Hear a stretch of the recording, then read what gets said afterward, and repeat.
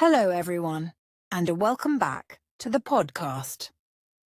Today, we're diving into a topic that affects so many people: depression. But instead of focusing on the overwhelming aspects of it, we're going to look at simple, practical strategies that can help reduce depression. These are daily habits and techniques anyone can incorporate into their routine.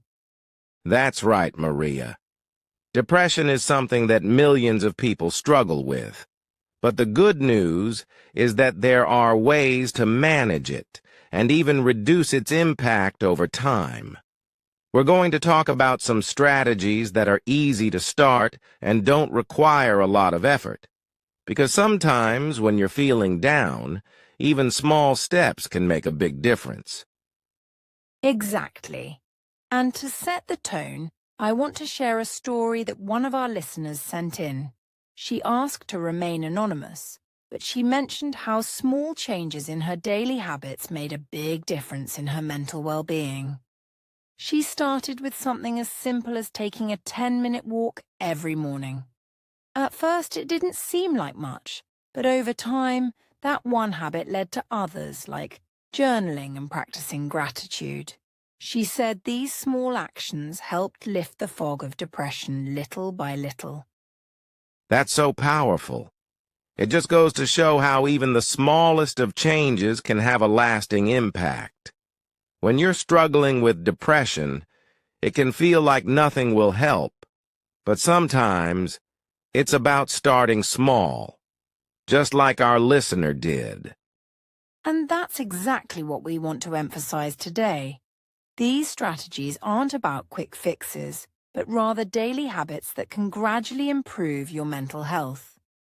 We'll also be joined later in the episode by Dr. Emily Carter, a licensed therapist who specializes in cognitive behavioral therapy.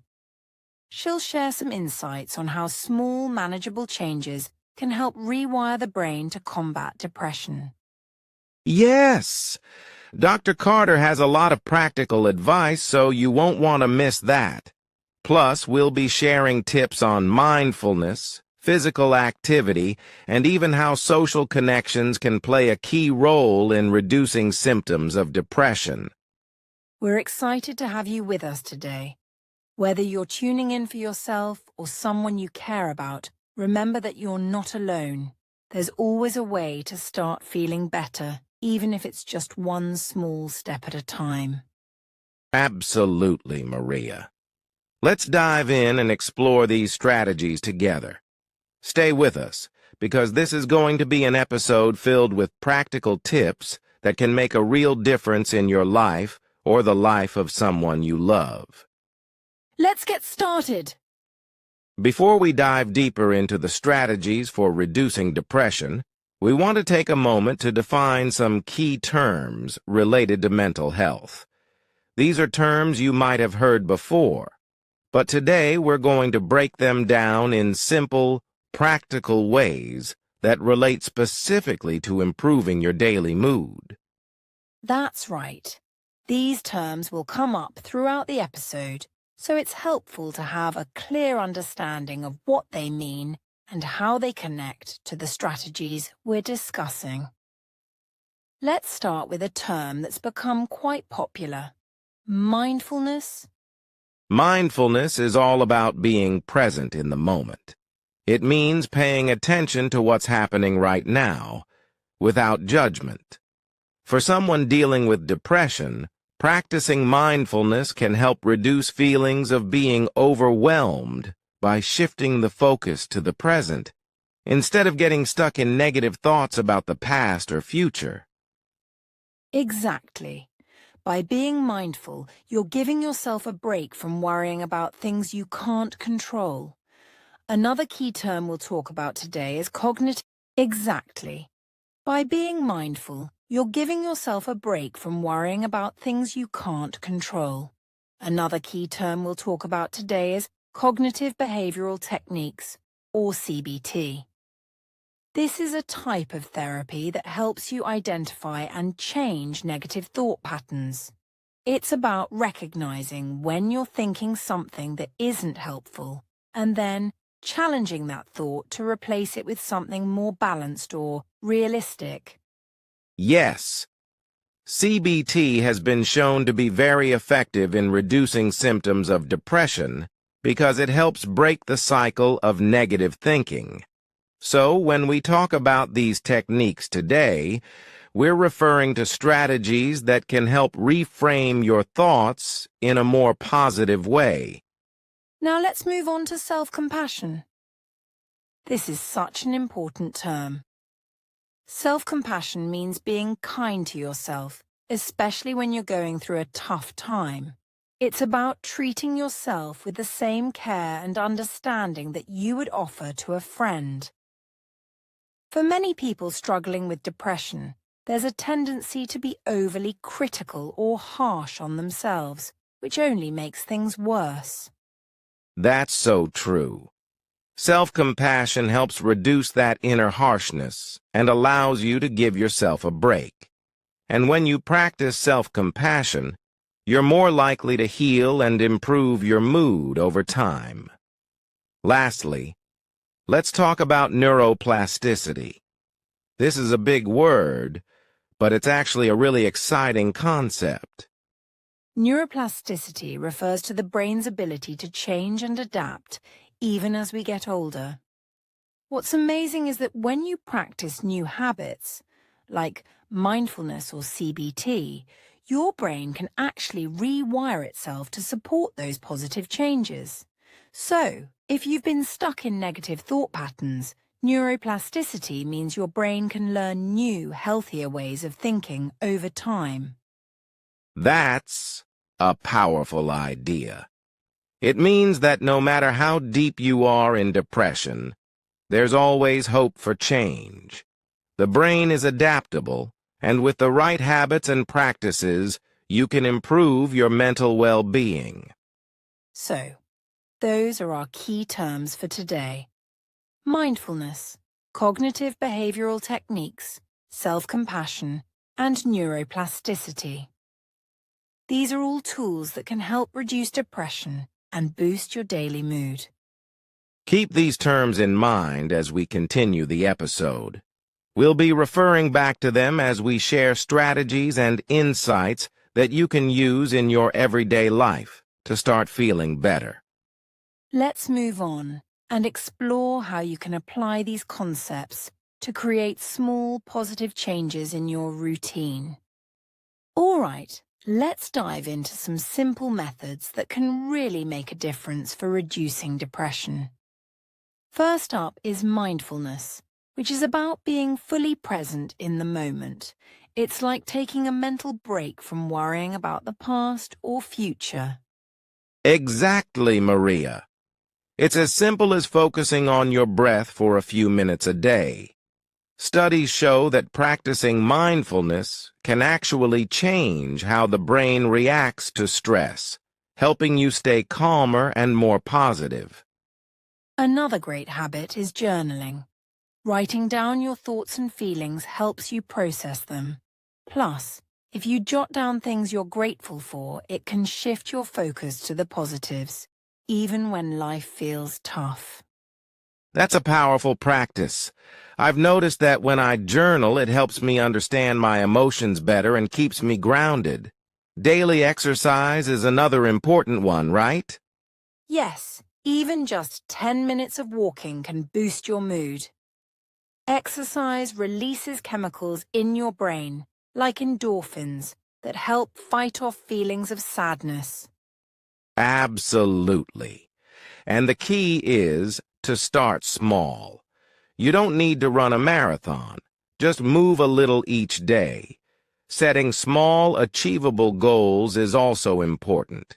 For example, if you're feeling overwhelmed, break tasks down into tiny steps like, "Today I'll take a walk," or "I'll write for 5 minutes."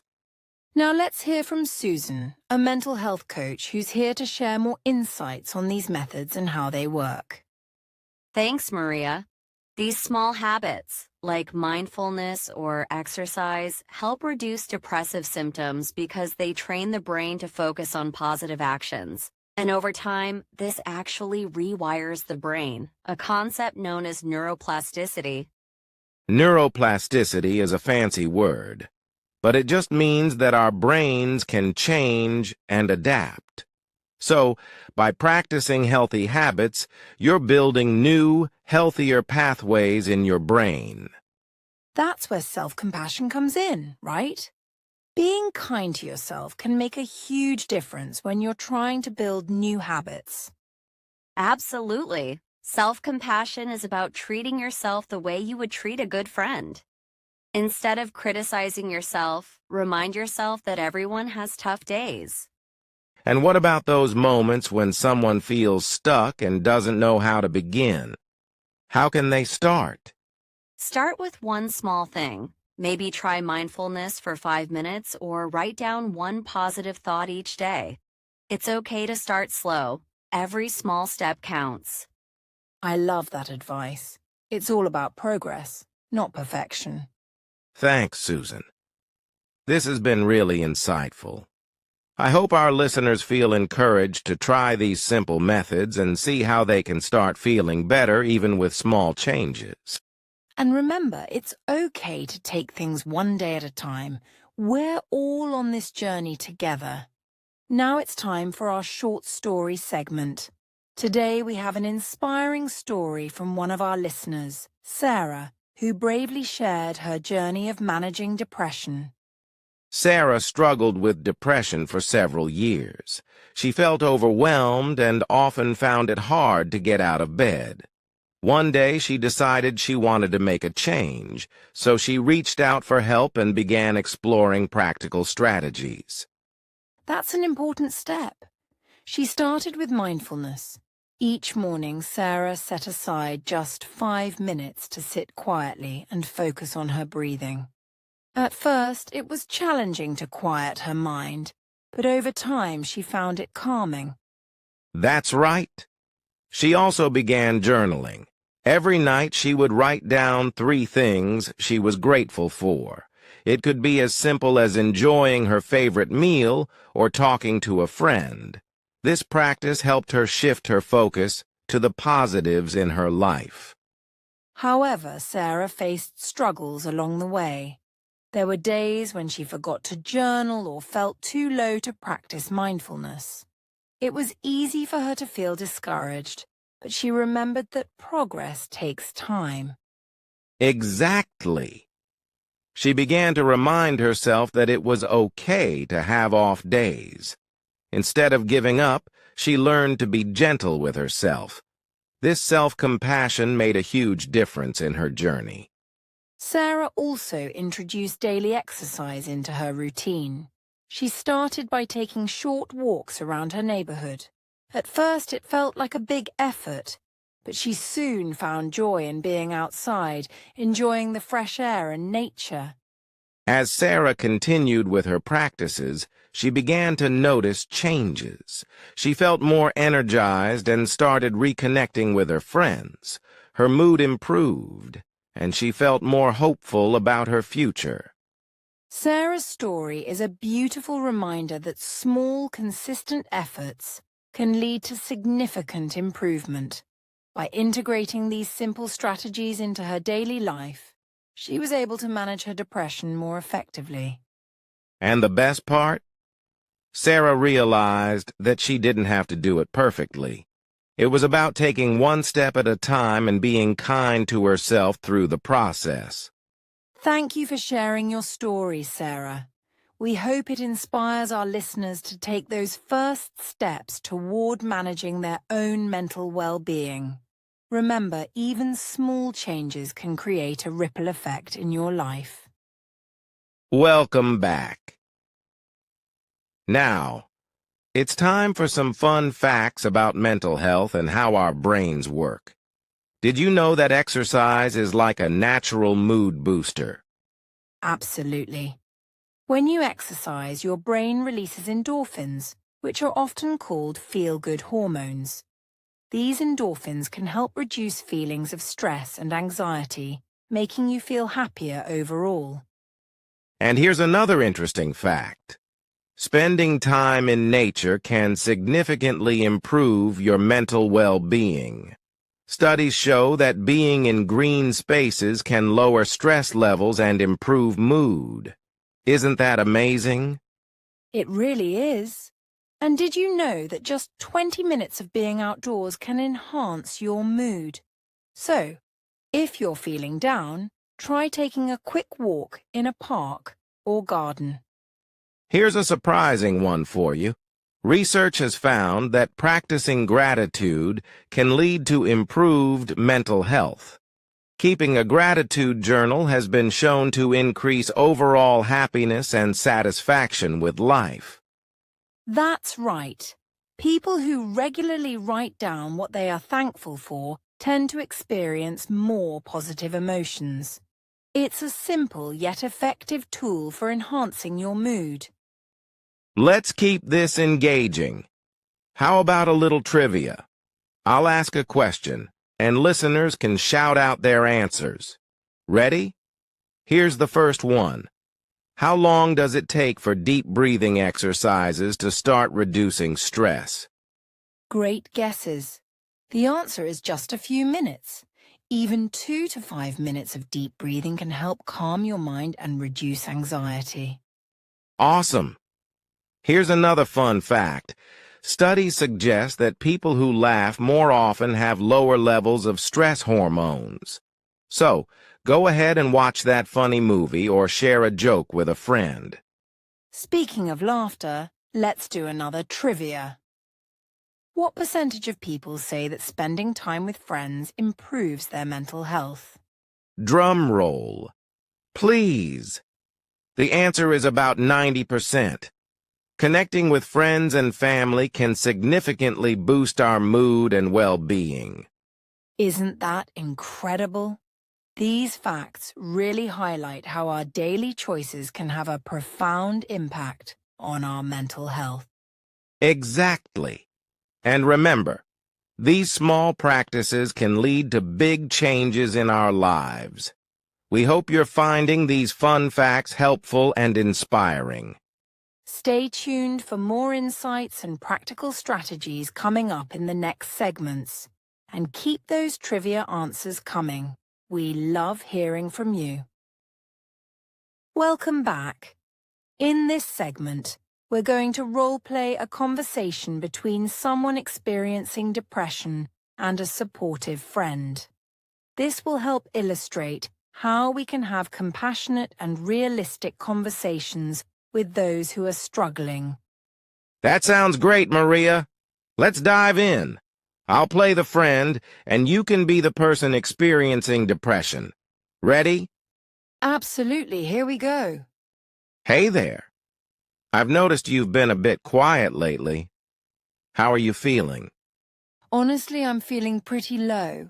I just don't have the energy to do anything, and it feels like nothing is ever going to change. I'm really sorry to hear that. It's okay to feel this way. Do you want to talk about what's been going on? I guess I just feel stuck. I can't find the motivation to do the things I used to enjoy. It's like I'm in a fog. I can't imagine how tough that must be. It's important to know you're not alone in this. Have you thought about any small steps you could take to start feeling a bit better? I don't know. I just feel overwhelmed by even thinking about it. It seems like too much effort. That's completely understandable. Sometimes, starting with tiny steps can make a difference. Maybe you could try going for a short walk or even just stepping outside for a few minutes. Yeah, I guess that could be doable, but what if it doesn't help? That's a valid concern. But remember, it's about giving yourself a chance. Even if it's just for a moment, being in fresh air can sometimes lift your mood, even a little bit. You're right. I should at least give it a shot. It's just hard to change my thinking. That's a common struggle. One thing that might help is positive self-talk. Instead of thinking, I can't do this, you could try saying, I'm taking small steps and that's okay. That sounds like it could help.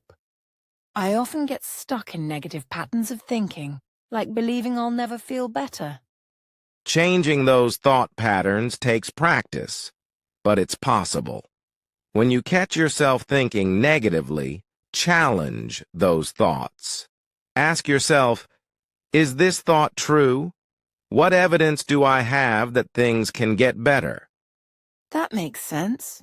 I often forget that I've had good days before, even if they feel far away right now. Exactly. And it's also okay to reach out for help. Sometimes talking to a therapist or counselor can provide support and tools to manage those feelings. I've thought about it, but I'm not sure where to start. You could start by looking up local resources or even online options. Many people find that just talking to someone who understands can be incredibly helpful. Thank you for listening and offering suggestions. It feels good to talk about this. I'm always here for you. Remember, it's okay to have ups and downs. You're taking steps by just talking about it, and I'm proud of you for that. I appreciate your support. It reminds me that I'm not alone in this. That's right. And for our listeners, if you know someone who's struggling, don't hesitate to reach out. A simple, supportive conversation can go a long way in helping them feel seen and heard. Exactly. We hope this dialogue gives you some ideas on how to approach conversations with those who might be experiencing depression. It's all about empathy, understanding, and taking those small steps together. Thanks for joining us in this important discussion. Stay tuned for more insights and practical strategies to improve your mental well-being. Welcome back. In this segment, we're going to guide you through some practical exercises that can help improve your mental well-being. Let's start with a short mindfulness or breathing exercise. Great idea. Let's take a moment to focus on our breath. Find a comfortable position, whether you're sitting or lying down. If you feel comfortable, you can close your eyes. Ready? Okay, let's begin. Take a deep breath in through your nose, counting to 4. 1, 2, 3, 4. Now hold that breath for a moment. 1, 2, and now exhale slowly through your mouth, counting to 4 again. 1, 2, 3, 4. Great. Let's do that a few more times. Inhale deeply through your nose. 1, 2, 3, 4. Hold. 1, 2, and exhale slowly through your mouth. 1, 2, 3, 4. Keep going at your own pace. Focus on the sensation of the air filling your lungs and the release as you exhale. With each breath, imagine letting go of any tension or stress. Whenever you're ready, gently bring your awareness back to the present moment. Wiggle your fingers and toes, and when you feel ready, open your eyes. How does everyone feel? Just a few minutes of mindful breathing can really help calm your mind and center your thoughts. Now, let's move on to a simple journaling exercise. This one focuses on gratitude, which can be a powerful tool for improving your mood. Grab a pen and paper, or use your phone if that's easier. Let's start with a prompt. What are 3 things I am grateful for today? They can be big or small. Take a moment to think about it and write them down. Remember, it can be something as simple as enjoying a warm cup of coffee or a kind word from a friend. Just acknowledging these moments can help shift your mindset. Next, let's set a small goal for ourselves. Write down one achievable goal for today. It could be something like going for a short walk, reading a few pages of a book, or even reaching out to a friend. Setting small, achievable goals can create a sense of accomplishment, which is great for boosting your mood. Now let's talk about how to incorporate these practices into your daily routine, especially if you have a busy schedule. One tip is to schedule a specific time for your mindfulness and journaling exercises. It could be in the morning before your day starts, during lunch, or even before bed. Exactly. Even just 5-10 minutes can make a difference. You can also keep your journal handy so whenever you have a spare moment, you can jot down your thoughts or gratitude. And don't forget, you can combine these exercises. For example, you could practice mindful breathing for a few minutes before writing in your journal to help clear your mind. Absolutely. The key is to make these practices fit into your life in a way that feels manageable and enjoyable. It's all about taking small steps toward better mental health. He sent chilling letters to newspapers, demanding they be printed, or he'd kill again. Thank you for joining us today. Let's take a moment to recap the key points we discussed in this episode about reducing depression through simple, practical strategies. Absolutely. We covered a variety of methods, including mindfulness, journaling, daily exercise, and setting small, achievable goals. Each of these practices can help improve your mood and overall mental well-being. And remember, it's not about doing everything at once. We encourage you to pick one or two of these strategies to try over the next week. Just see how they fit into your daily life. Definitely. And we'd love to hear about your experiences. Share your thoughts and any insights on social media or send us a message. Your stories could inspire others. That's right. Remember, every small step counts. It's important to be patient with yourself as you explore these practices. Change takes time, but with consistency, you can make a real difference in your mental health. And speaking of exciting things ahead, we have a great topic lined up for our next episode. We'll be diving into the art of mindfulness, being present in everyday life. We'll explore techniques that help you stay grounded, even when life gets hectic. We can't wait to share that with you. It's going to be a fantastic conversation full of practical tips to help you stay engaged in the moment. Thanks for being with us today. Remember, you're not alone on this journey. Every step you take towards a positive mindset is a step towards a happier, more fulfilling life. Take care, everyone. We look forward to seeing you next time on the Better Living podcast. Don't forget to try those strategies this week.